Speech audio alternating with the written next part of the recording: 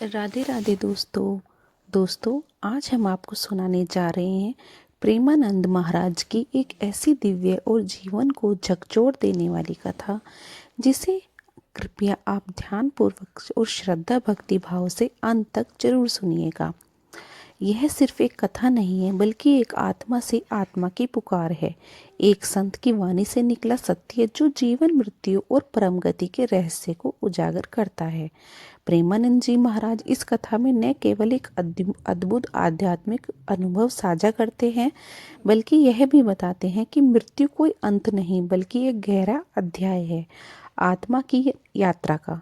उन्होंने स्पष्ट किया है कि कौन मृत्यु के पश्चात कहाँ जाता है, आत्मा किन स्थितियों से गुजरती है और क्या है मृत्यु के पश्चात की पीड़ा और शांति। और आज इस कथा में अकाल मृत्यु या दुर्घटना में प्राण जाने पर क्या होता है यह भी जानेंगे।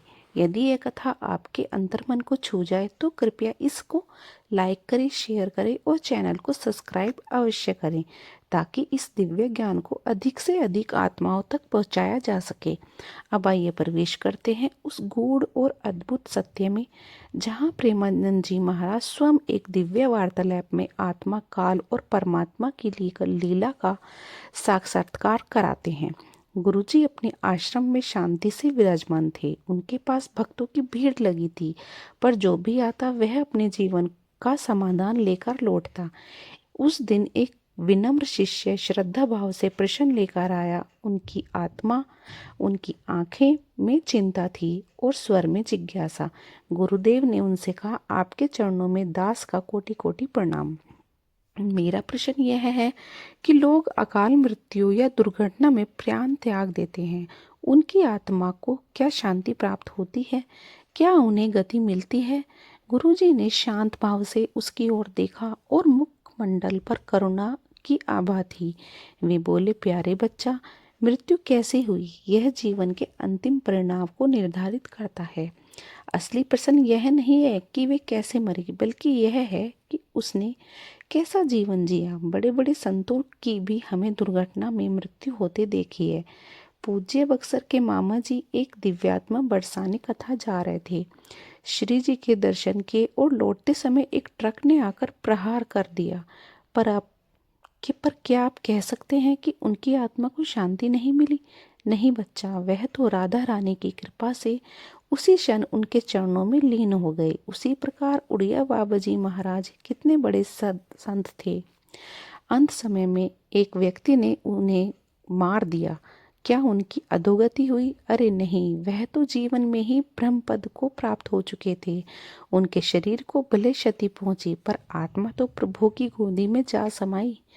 गुरुजी ने कुछ क्षण रुककर गहरी सांस ली, फिर आगे बोले, याद रखना, मृत्यु की घटना से किसी आत्मा की गति तय नहीं होती, वह तय होती है जीवन की धारा से। परीक्षित जी को देखो, सांप के काटने से मृत्यु हुई पर वह सीधे परम पद को प्राप्त हुए। क्यों? क्योंकि उनका जीवन पूर्णतः भक्ति में समर्पित था। और दूसरी ओर कोई पापी है जो जीवन भर अधर्म करता रहा, फिर भी उसकी मृत्यु आराम से हो गई। कोई रोग नहीं, बस दिल का दौरा पड़ा और चला गया। तो क्या स्वर्ग गया? नहीं, उसके पुण्य कर्मों की बची कुची पूंजी उसकी शांत अंत बना। लेकिन जब उसके पाप फलित होंगे तो उसकी आत्मा को दुर्गति ही प्राप्त होगी। कुछ लोग पूछते हैं, एक भजन करने वाला व्यक्ति दुख झेलता है, बीमार रहता है और पापी ऐश करता है, यह क्यों होता है?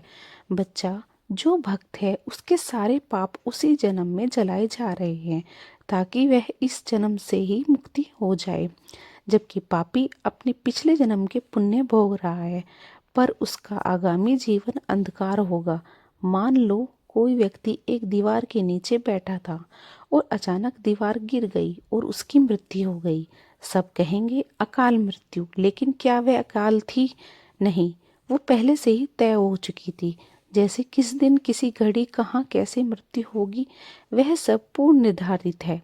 अब यह देखना है कि उस व्यक्ति ने कैसा जीवन जिया है। यदि उसका जीवन प्रभु में था, सेवा में और भक्ति में था, तो भले ही दुर्घटना में मृत्यु हो, वह स्वर्ग को पाता है। मृत्यु की शैली नहीं, जीवन की शैली महत्व रखती है। कोई गंगा में डूबकर मरे, लेकिन उसका जीवन अधर्म में बीता तो वह नरक ही जाएगा। वह यदि कोई कष्ट में मरे पर जीवन प्रभु को समर्पित था तो वह निश्चय ही परम गति को प्राप्त होगा। गुरुजी अंत में मुस्कुराए और बोले, तो बेटा मृत्यु कैसे हुई यह प्रश्न व्यर्थ है। मूल बात यह है तूने कैसा जीवन जिया है। गोधूली वेला का समय था। आश्रम में हल्की सी हवा बह रही थी और प्रेमानंद जी महाराज अपने स्थान पर ध्यान में बैठे थे। तभी एक शिष्य अपनी व्यथा को लेकर उनके पास आया। उसके चेहरे पर 7 वर्षों का गहरा दर्द था और मन में प्रश्न भरा हुआ था। वह बोला, गुरुजी मेरी 2 बेटियां थी, 23 और 24 वर्ष की। बड़ी बेटी की तो 1.5 साल की बेटी भी थी। 7 वर्ष हो गए परंतु मन शांत नहीं होता।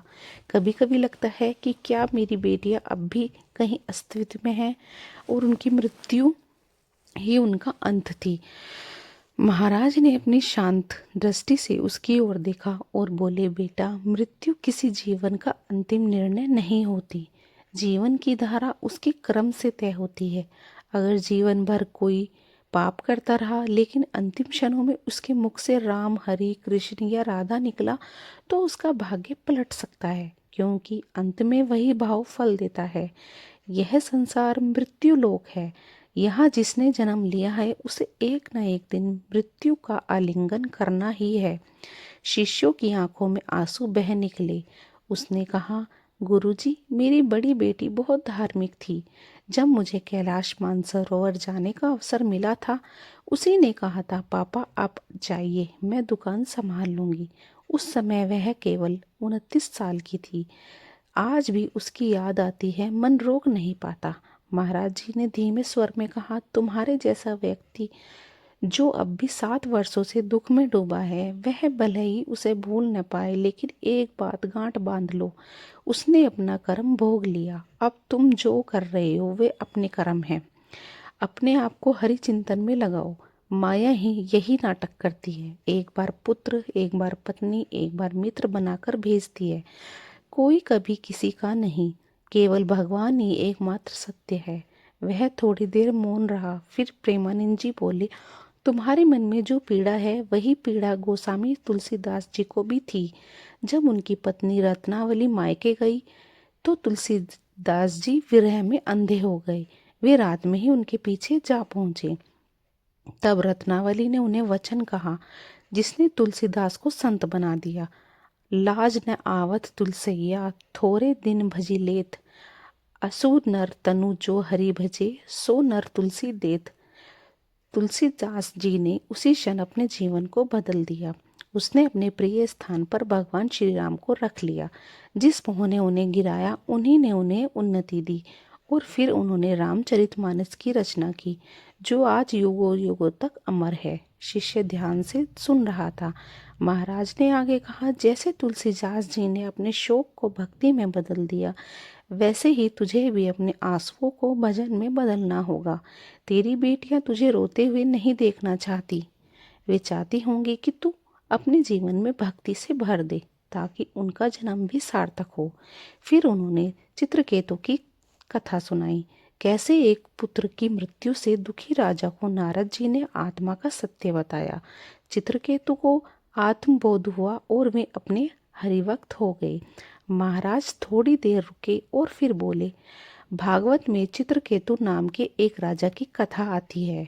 बहुत सारी उसकी नारियां थी पर पुत्र नहीं था। नारद और अंगिरा ऋषि उसके पास गए और उन्होंने कहा, राजन तुम धर्मात्मा हो फिर भी इतना दुखी क्यों हो। राजा बोले, बस मुझे एक पुत्र चाहिए। तो नारद जी बोले, ठीक है पुत्र मिलेगा पर हर्ष और शोक दोनों साथ आएंगे। और वही हुआ, पुत्र हुआ पर द्वेषवश रानियों ने उसे जहर दे दिया। राजा रोते रहे। जब नारद जी ने कहा उसकी आत्मा को बुला लाते हैं, आत्मा आई और बोली, मैं न इस जन्म में इनका पुत्र हूँ और न पिछले जन्म में। यह केवल अपने स्वार्थ के लिए रो रहे हैं। मैं अपने कर्म का भोग करने आया था, अब चला गया। चित्रकेतु को बोध हुआ और उन्होंने भजन में जीवन समर्पित कर दिया। शिष्य अब ध्यान पूर्वक सुन रहा था। महाराज ने फिर कहा, भगवान ने तुम्हें यही संदेश देने के लिए लीला रची है। बेटा जो चला गया वह अपने कर्म निभा कर गया। अब तुम्हें अपने कर्म सुधारने हैं। हर वक्त राधा नाम जपो। दुनिया ठगनी माया है, किसी पर विश्वास मत करो, केवल प्रभु के नाम पर भरोसा रखो। महाराज ने आंखें बंद कर ली और फिर बोले, यह दुनिया वह जगह है जहाँ शरीर रूपी कपड़ा भी उतार लिया जाता है। तुम्हारा साथ केवल तुम्हारे कर्म देंगे। जो तुमने अच्छे किए हैं वही तुम्हारा पुण्य है, बाकी सब यहीं छूट जाएगा। मृत्यु कभी भी आ सकती है, इसके लिए तुम तैयार रहो। तुम कौन हो, क्या हो, इसकी पहचान शरीर से मत करो, आत्मा से करो। आत्मा अमर है परंतु कर्मों से बंधी है। शिष्य की आंखों में आंसू अब थमने लगे थे। उसने सिर झुका लिया और कहा, गुरुजी अब मैं रोऊंगा नहीं, मैं राधा नाम का सहारा लेकर अपने जीवन को बदल दूंगा। महाराज जी मुस्कुराए, बस यही चाहिए था। उन्होंने कहा, अब हर दिन राधा कृष्ण हरि नाम लो। तुम भी चलने वाले हो, बस अपनी तैयारी कर लो, यही धन तुम्हारे साथ जाएगा। राधा नाम ही परम धन है। जब वहां जाओगे तो अलग महल मिलेगा, स्वादिष्ट भोग मिलेगा, कभी शुगर की चिंता नहीं, न रक्तचाप की चिंता होगी, केवल आनंद, केवल लीला और केवल भक्ति। अब रोना बंद करो, केवल राधा राधा राधा प्रेम से बोलिए, राधे राधे। जय हो प्रेमानंद जी महाराज। ऐसे ही और भी रोचक और आध्यात्मिक वीडियो के लिए चैनल को सब्सक्राइब कर लें। दोस्तों, आपको ये कथा कैसी लगी है कृपया कमेंट करके ज़रूर बताइए। वीडियो पसंद आया हो तो लाइक करें और अपने दोस्तों के साथ शेयर करें। कमेंट बॉक्स में राधे राधे जय श्री कृष्णा ना भूलें। फिर मिलते हैं और एक दिलचस्प वीडियो के साथ। धन्यवाद। जय श्री कृष्णा।